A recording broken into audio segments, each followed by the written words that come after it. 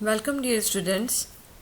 I am Dr. Vartika Jain, Assistant Professor in Department of Botany, Government Miracles College, Udaipur, and today we are going to discuss the second part of asexual reproduction in fungi. It is part of second paper of MSc Botany first semester. तो जैसा हमारे previous video में भी हमने देखा कि अलैंगिक प्रजनन करने के लिए फंजाई में कई मेथड्स का प्रयोग किया जाता है, जिसमें से कुछ हमने देख लिए: फ्रेगमेंटेशन, बडिंग, बाइनरी फिशन, आर्थ्रोस्पोर्स, क्लामाइडोस्पोर्स। और आज इस वीडियो में हम स्पोरुलेशन में पर्टिकुलरली ज़ूस्पोर्स के थ्रू किस प्रकार से अलैंगिक प्रजनन किया जाता है उसकी चर्चा करने वाले हैं। और अलैंगिक प्रजनन में जैसा हमने पढ़ा ही कि इसमें there is no fusion of nucleus, there is no fusion of two sex cells और सेक्स ऑर्गन्स और गैमेट्स। तो ये इवोल्यूशन की दृष्टि से उतना विकसित नहीं माना जाता जितना सेक्सुअल रिप्रोडक्शन को माना जाता है।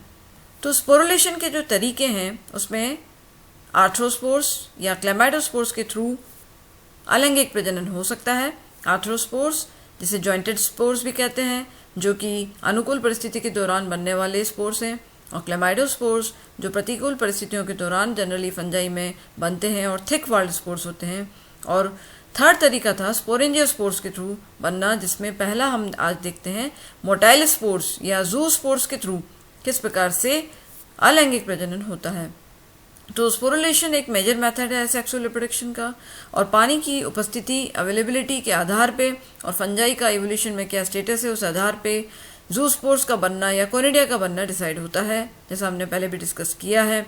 एक्वेटिक फंजाई अगर है, पानी अवेलेबल है तो ज़ूस्पोर बनेंगे, चल बीजाणु बनेंगे। और अगर टेरेस्ट्रियल फंजाई है, स्थलीय फंजाई है, पानी अवेलेबल नहीं है तो उसमें कोनिडिया के द्वारा स्पोरुलेशन होता है। और ये जो बनने का तरीका है कोनिडिया का या ज़ूस्पोर का, वह वही तरीका है जिसमें स्पोरेंजियोस्पोर्स बन रहे हैं, और वे सारे spores depending on the type of fungus zoospore या कोनिडिया में डेवलप हो जाते हैं। तो ज़ूस्पोर्स या चल बीजाणु क्या होते हैं? ज़ूस्पोर्स मैस्टिकोमाइकोटिना का एक मुख्य लक्षण है, तो जिसमें चलायमानता पाई जाती है, कंशाभिकाएं। तो ये जनरली ज़ूस्पोरेंजियम में बन रहे हैं, जिसको हम कह सकते हैं ज़ूस्पोरेंजियम। और ये जो ज़ूस्पोर होते हैं या तो पियर शेप्ड हो सकते हैं या किडनी शेप्ड हो सकते हैं। पियर शेप्ड ज़ूस्पोर अर्थात नाशपाती के आकार के ज़ूस्पोर, इसे पायरीफॉर्म ज़ूस्पोर भी कहते हैं। और किडनी शेप्ड जो होते हैं उसको हम रेनिफॉर्म ज़ूस्पोर भी कहते हैं। और इनमें फ्लैजिला होती है स्विमिंग के लिए, और फ्लैजिला का नंबर 1 हो सकता है या 2 हो सकता है। अगर एक फ्लैजिला पाई जाती है ज़ूस्पोर में तो उसे यूनिफ्लैजिलेटेड ज़ूस्पोर कह सकते हैं, एक कंशाभिक चल बीजाणु। और अगर 2 फ्लैजिला पाई जाती है उसे बाईफ्लैजिलेटेड ज़ूस्पोर कहते हैं, अर्थात द्विकंशाभिक चल बीजाणु। फ्लैजिला क्या है? कंशाभिका के बारे में आप पढ़ चुके ही हैं। फ्लैजिलम जो है उसके अंदर यूजुअली इसकी जो टिपिकल 9+2 अरेंजमेंट होता है प्रोटीन माइक्रोफाइब्रिल का, जो कि सारे यूकैरियोट्स का कैरेक्टरिस्टिक फीचर है, वो फंजाई की फ्लैजिला में भी देखने को मिलता है, परंतु ये फीचर बैक्टीरिया से डिफरेंट है। और फ्लैजिला का जो बेस होता है, आधार होता है, उस पर एक बेसल ग्रेन्यूल मिलता है जिसे ब्लेफेरोब्लास्ट कहते हैं, और जो कि न्यूक्लियस से अटैच रहता है through a thread like structure, धागेनुमा संरचना से जुड़ा रहता है, जिसे राइजोप्लास्ट कहा जाता है। जनरली फ्लैजिला 2 प्रकार की मिलती है फंजाई में। पहली है विप्लेश टाइप और दूसरी है टिंसल टाइप। विप्लेश टाइप, विप का तात्पर्य चाबुक होता है, चाबुक के आकार की। तो इसके अंदर लोअर पोर्शन तो थोड़ा चौड़ा है जैसे आप देख रहे हैं, और बाकी अपर स्मॉल पोर्शन जो है वो फ्लेक्सिबल होता है और बड़ा संकड़ा होता है। तो जैसा चाबुक दिखता है उस तरीके की ये फ्लैजिला नजर आती है। और टिंसल टाइप, जिसमें जो विप्लेश टाइप स्ट्रक्चर है उसके ऊपर छोटे छोटे रोम फेदरी स्ट्रक्चर हमें और दिखती है, हेयर लाइक प्रोजेक्शंस दिखते हैं, लेटरल हेयर लाइक प्रोजेक्शंस। तो इस लॉन्ग रैकिस पे ये जो हेयर लाइक प्रोजेक्शंस हैं उसे फ्लेमर्स कहते हैं, या मैस्टिगोनीम्स भी कहा जाता है, जो उस पूरी फ्लैजिला की लंबाई पे बिखरे हुए होते हैं। मैस्टिगोनीम्स, मैस्टिक वर्ड का तात्पर्य विप है और नीम का तात्पर्य थ्रेड है लैटिन भाषा में। तो यानी विप लाइक थ्रेड, चाबुक के जैसे छोटे छोटे धागे नुमा संरचना इसी विप्लेश लाइक जो जैसी स्ट्रक्चर जैसी फ्लैजिला है उसके ऊपर लगी हुई है, तो उसे टिंसल टाइप हम कहते हैं। और जो प्रिमिटिव फंजाई है उस सबका क्लासिफिकेशन भी इस ज़ूस्पोर्स के आधार पे, उसमें फ्लैजिला किस प्रकार की उस आधार पे किया गया है। जैसे जब हम इसका एलेक्सोपोलोसन मेम्स का क्लासिफिकेशन पढ़ेंगे तब आप देखेंगे कि इसमें कैट्रिडियोमाइसिटीज जो क्लास है उसका जूस्पोर एक कैरेक्टरिस्टिक है, उसकी क्या कैरेक्टर है, पोस्टीरियर विप्लेश, ओनली वन फ्लैजेला मिलेगी, यूनिफ्लैजेलेटेड जूस्पोर है, जिसमें आप देख रहे हैं पीछे की तरफ एक विप्लेश फ्लैजेला दिख रही है। देन सेकंड है हाइपोकाइटिडियोमाइसिटीज, हाइपो का तात्पर्य है नीचे, तो काइटिडियोमाइसिटीज में तो पोस्टीरियर विप्लेश होती है, हाइपोकाइटिडियो में एंटीरियर टिंसेल होती है, एक ही फ्लैजेला है परंतु टिंसेल है, और टिंसेल में आप देख ही रहे हैं कि उसके ऊपर छोटे छोटे रोम आपको दिख रहे हैं। देन तीसरी है प्लाज्मोडियोफोरोमाइसिटीज क्लास, उसके अंदर जो जूस्पोर मिलता है, 12 बीजाणु मिलते हैं, उसमें बाइफ्लैजेलेटेड जूस्पोर होते हैं, 2 फ्लैजेला होती है, परंतु दोनों फ्लैजेला कैसी हैं, विप्लेश हैं, एंटीरियर पोर्शन पे लगी हुई हैं और दोनों अनइक्वल हैं, 2 अनइक्वल एंटीरियर विप्लेश फ्लैजेला इसका कैरेक्टर है प्लाज्मोडियोफोरोमाइसिटीज का। और चौथी क्लास है ओमाइसिटीज, जिसका मेंबर एल्बुगो है। तो ओमाइसिटीज के अंदर जो जूस्पोर मिलते हैं वो रेनिफॉर्म जूस्पोर होते हैं, किडनी शेप्स होते हैं, और उसमें भी 2 फ्लैजेला मिलती है, बायफ्लैजेलेटेड है, उसमें एक विप्लेश होती है और एक टिंसेल होती है। तो स्टार्टिंग की जो 2 क्लासेस हैं काइटिडियोमाइसिटीज और हाइपोकाइटिडियोमाइसिटीज, इसमें जो जूस्पोर बनते हैं वे यूनिफ्लैजेलेटेड होते हैं, और उसमें काइटिडियोमाइसिटीज में पोस्टीरियर विप्लेश, हाइपोकाइटिडियोमाइसिटीज में एंटीरियर टिंसल फ्लैजेला दिखती है, और प्लाज्मोडियोफोरोमाइसिटीज और ओमाइसिटीज दोनों में बाइफ्लैजेलेटेड द्विकंशाभिक जूस्पोर मिलते हैं। और जो द्विकंशाभिक हैं उसमें प्लाज्मोडियोफोरोमाइसिटीज में तो दोनों विप्लेश है, परंतु एक बड़ी और एक छोटी है, अनइक्वल है साइज में, और ओमाइसिटीज में 2 फ्लैजेला मिल रही है, 2 कंशाभिकाएं मिल तो रही हैं, परंतु एक विप्लेश प्रकार की है और एक टिंसेल प्रकार की है, और जूस्पोर का जो टाइप है वो किडनी शेप्ड दिख रहा है। अब टाइप्स ऑफ फंजाई, इस आधार पे जो फंजाई के अंदर जूस्पोर मिलते हैं और कितने स्विमिंग पीरियड है, उस आधार पे 4 प्रकार के हम फंजाई को डिवाइड कर सकते हैं, polyplanetic fungi, diplanetic fungi, monoplanetic fungi and aplanetic fungi. Plano word का तात्पर्य है स्वामिंग या स्विमिंग, तो कितने स्विमिंग पीरियड है उस आधार पे इसको डिवाइड किया गया है। सबसे पहला देखते हैं पॉलीप्लैनेटिक फंजाई। पॉलीप्लैनेटिक फंजाई सबसे प्रिमिटिव प्रकार की फंजाई के अंदर इस प्रकार का दिखता है, जैसे इसमें जो फंजाई है उसमें कई बार जूस्पोर बनेंगे, 3 या 3 से अधिक स्विमिंग पीरियड्स दिखेंगे आपको।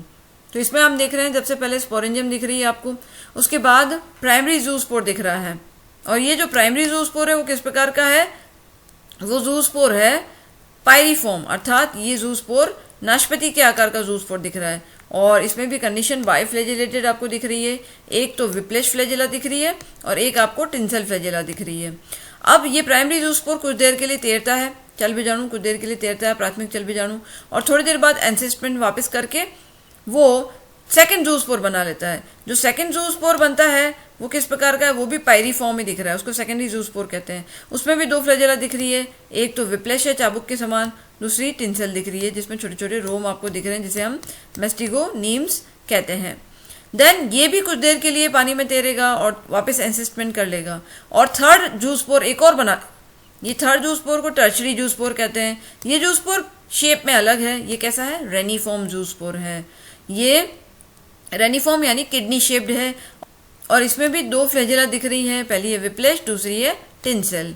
तो फर्स्ट 2 जूस्पोर जो दिख रहे हैं पायरीफॉर्म है, और थर्ड जूस्पोर जो बन रहा है वो रेनिफॉर्म है, और ये भी कुछ देर के लिए वापस एनसिस्टमेंट करेगा, परंतु अब नेक्स्ट ये जूस्पोर नहीं बनाएगा, ये अब जर्मिनेशन करेगा। तो जर्मिनेशन होकर के अब नया हाइफा इससे बन जाएगा, नई फंजाई का जो हाइफा है फिलामेंट वो बन जाएगा। परंतु यहाँ पे आपने देखा 3 स्विमिंग पीरियड हो गए, first, then second and then third swimming period. तो इस प्रकार से इसमें इसको पॉलीप्लैनेटिक यानी एक से अधिक स्विमिंग पीरियड होने की वजह से इस प्रकार की फंजाई को पॉलीप्लैनेटिक फंजाई कहते हैं, और ये प्रिमिटिव फॉर्म है। देन सेकंड है डाईप्लैनेटिक फंजाई। तो नाम से पता चल रहा है इसके अंदर 2 प्रकार के स्वामिंग पीरियड होंगे, 2 स्वामिंग पीरियड और 2 प्रकार के जूस्पोर भी बन रहे हैं। इसके अंदर देख रहे हैं पहले स्पोरेंजियम बनी, उसने पहला जूस्पोर बनाया, पहला जूस्पोर कैसा बना रहा है, प्राइमरी जूस्पोर पायरीफॉर्म शेप का, पीयर शेप, नाशपाती के आकार का पहला प्राथमिक चल बीजाणु बना रहा है। ये कुछ देर के लिए तैरेगा जल में, एनसिस्टमेंट वापस कर लेगा, पुटिका बन जाएगी, थोड़ी देर बाद ये वापस जर्मिनेट होगा, जर्मिनेट होकर के ये सेकेंडरी जूस्पोर बनाएगा और ये रेनिफॉर्म जूस्पोर होगा। देन ये कुछ देर के लिए वापस एनसिस्टमेंट करेगा और वापस लास्ट में जर्मिनेट होकर नया हाइफा बना देगा। तो यहाँ 2 पीरियड आपने देख लिए, फर्स्ट और सेकेंड, तो 2 प्रकार के स्विमिंग पीरियड और 2 प्रकार के ही जूस्पोर इसमें बनते हैं, तो इसे डाईप्लैनेटिक फंजाई कहते हैं। Then third is monoplanetic fungi. Monoplanetic fungi के अंदर क्या कंडीशन दिख रही है आपको, एक ही प्रकार का जूस्पोर बन रहा है, only single type of zoospore. और सिंगल टाइप ऑफ जूस्पोर कैसा बन रहा है, वो रेनिफॉर्म जूस्पोर बन रहा है। तो ये बाइफ्लैजेलेटेड जूस्पोर है, इसमें एक विप्लश फ्लैजिला दिख रही है, एक टिंसल फ्लैजिला आपको दिख रही है, और ये कुछ देर के लिए तैरेगा, फिर एनसिस्टमेंट करेगा और जर्मिनेट होकर के नया हाइफा बना के नया फंजाई बना लेगा। तो पॉलीप्लेनेटिक फंजाई एक से अधिक swimming period, diplanetic fungi 2 swimming period, monoplanetic fungi only एक ही स्विमिंग पीरियड है इसमें, और जूस्पोर भी एक प्रकार का बन रहा है। और लास्ट है ए प्लेनेटिक फंजाई। ए प्लेनेटिक नाम से पता चल रहा है जिसमें कोई स्विमिंग पीरियड नहीं है, यानी यहाँ कोई जूस्पोर बनेगा ही नहीं, यहाँ कोई चल बीजाणु नहीं बनेगा, डायरेक्ट जर्मिनेशन हो जाएगा। और ये condition advance fungi, terrestrial fungi के अंदर देखने को मिलती है। जहाँ पानी अवेलेबल ही नहीं है तो वहाँ चल बीजाणु नहीं बनेंगे, वहाँ पे जो कोनिडिया बन रही है वो डायरेक्टली जर्मिनेट हो जाएगी। तो स्पोरेंजिया और कोनिडिया के जर्मिनेशन में यही तरीका जो है वो डिफरेंट है, जर्मिनेशन का तरीका। जबकि स्पोरेंजिया में कई सारी स्विमिंग पीरियड होंगे, जूस्पोर बनेंगे और फिर तब जाके जर्मिनेशन होगा। और एप्लेनेटिक जो फंजाई है, टेरेस्ट्रियल जो फंजाई है जिसमें कोनिडिया बनती है, उसमें डायरेक्टली कोनिडिया जर्मिनेट होकर के नया हाइफा बना देगी, डायरेक्ट जर्मिनेशन इसके अंदर हो जाएगा। और यहाँ एक इम्पॉर्टेंट बात है कि एल्बुगो जो एक फंजाई है, क्लासोमाइसिडीज का मेंबर है, डिप्लॉयड फंजाई है, ये एम्फीबियस फंजाई है, इसको उभयचारी कवक भी कहते हैं। इसके अंदर ड्यूअल एबिलिटी मिलती है, अगर पानी प्रेजेंट है तो ये जूस्पोर बना लेगा, और इसका जूस्पोर हमने पढ़ा ही रेनिफॉर्म जूस्पोर बनता है। और अगर पानी एब्सेंट है तो ये कोनिडिया बना लेगा, डायरेक्टली जर्मिनेट भी कर सकता है। यानी ये क्या शो कर रहा है कि ये फंजाई टेरेस्ट्रियल हैबिटेट की तरफ बढ़ने का प्रयास कर रही है। टेरेस्ट्रियल हैबिटेट एडवांसमेंट का प्रतीक है, तो ये इसको शो करता है। और हमने ये भी देखा कि जो स्पोरुलेशन का तरीका है उसमें एक तो जूस्पोर बनते हैं, एक एप्लेनोस्पोर्स भी बनते हैं, जिसे अचल बीजाणु भी कहते हैं। ये नॉन मोटाइल स्पोर्स होते हैं, और स्पेशली जो जाइगोमाइकोटिना है उसका कैरेक्टर है, ऑर्डर म्यूकोरेल्स में स्पेशली बनते हैं, और ये स्पोरेंजियम में बनते हैं। इनमें एक न्यूक्लियस हो सकता है या बाई न्यूक्लिएटेड भी हो सकते हैं, 2 न्यूक्लियस 2 केंद्रक भी इसमें हो सकते हैं। और पानी के द्वारा, इंसेक्ट्स के द्वारा या वाटर के द्वारा ये एक स्थान से दूसरे स्थान पर प्रकीर्णित हो सकते हैं। इसके एग्जाम्पल है म्यूकर फंगस और एस्परजिलस फंगस, इसमें एप्लेनोस्पोर्स बनते हैं। तो आज आपने इस वीडियो में एसेक्सुअल रिप्रोडक्शन के स्पोरुलेशन के अंदर चल बीजाणुओं के द्वारा किस प्रकार से असेक्सुअल रिप्रोडक्शन हो सकता है उसको देखा। चल बीजाणु जूस्पोर्स, उसमें कई कंशाभिकाएं बन सकती हैं, यूनिफ्लैजिलेटेड जूस्पोर भी होते हैं, बाइफ्लैजिलेटेड जूस्पोर भी होते हैं, फ्लैजिला का टाइप विप्लश भी हो सकता है, टिंसल भी हो सकता है, एक विप्लश एक टिंसल हो सकता है। और जूस्पोर की शेप भी नाशपाती के आकार की हो सकती है, या किडनी शेप जूस्पोर भी फंजाई के अंदर मिल सकते हैं। और उस आधार पे इसमें कितने स्वामिंग पीरियड है उस आधार पे पॉलीप्लेनेटिक, डाईप्लेनेटिक, मोनोप्लेनेटिक और एप्लेनेटिक फंजाई को डिवाइड किया जा सकता है। सो इसके नेक्स्ट वीडियो में हम कोनिडिया के द्वारा किस प्रकार से एसेक्सुअल रिप्रोडक्शन होता है इसकी स्टडी करेंगे। Thank you very much.